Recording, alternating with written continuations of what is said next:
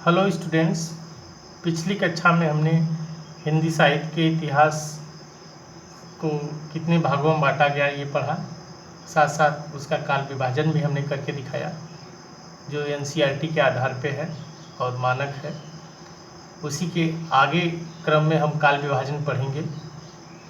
आचार्य रामचंद्र शुक्ल के अनुसार काल विभाजन ये परीक्षा की दृष्टि से अत्यंत महत्वपूर्ण है। आप इसको बहुत ध्यान से देखिए।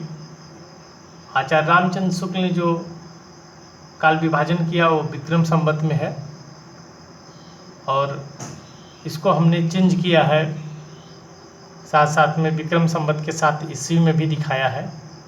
आप यहाँ देख सकते हैं एक फार्मूला हमने लिखा है, विक्रम संवत में से 57 यदि माइनस करते हैं तो ईस्वी में आ जाता है। अब काल विभाजन हम इसको पढ़ते हैं।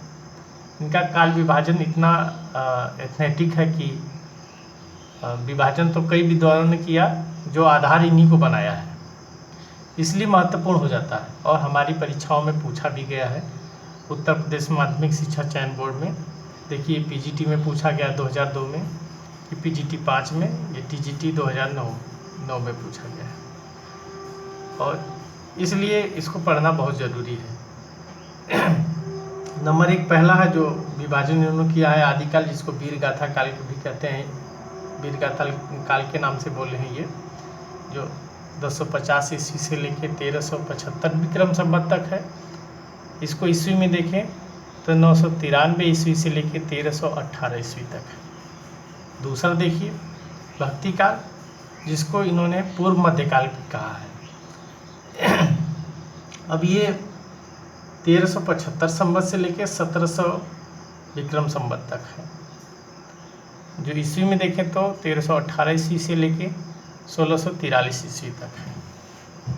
अब तीसरा है रीतिकाल, जिसको इन्होंने उत्तर मध्यकाल भी कहा है।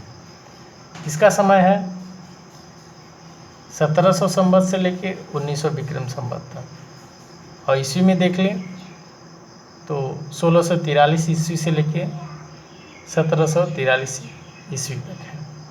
ये चौथा जो है काल विभाजन, चौथा इन्होंने जो विभाजन किया है आधुनिक काल, जिसको गद्य काल कहते हैं। गद्य का प्रारंभ यहीं से होता है और 1900 विक्रम संवत से लेके है ये 1984 विक्रम संवत तक। आइए इसको ईस्वी में देखते हैं। 1743 ईस्वी से लेके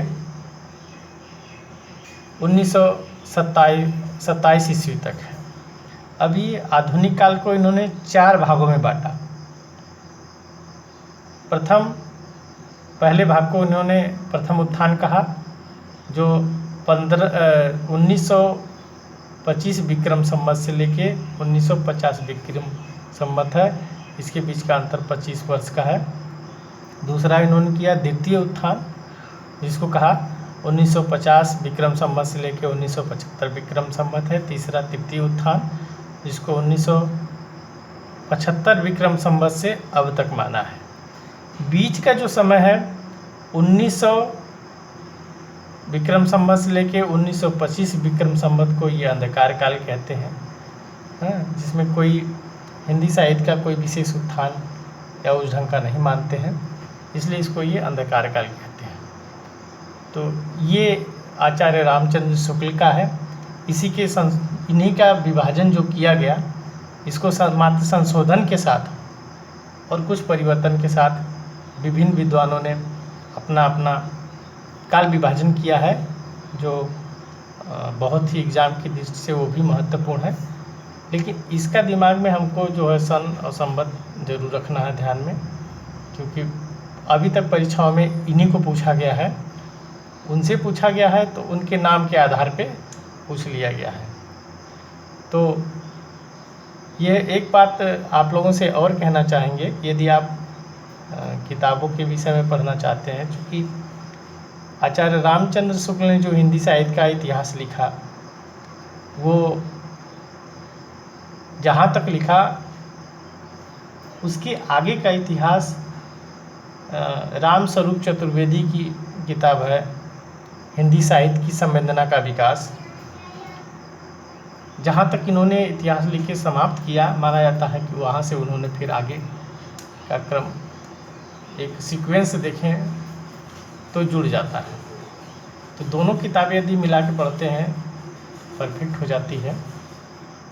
इसलिए हम विगत परीक्षाओं में जितने प्रश्न पूछे गए हैं उसका अध्ययन करने के साथ साथ सॉल्व पेपर ले लेंगे, उसका अध्ययन करने के साथ साथ उन किताबों को साथ में पढ़ेंगे और हमारी क्लासें पढ़ेंगे, तो आपको बहुत ही सहयोग मिलेगा।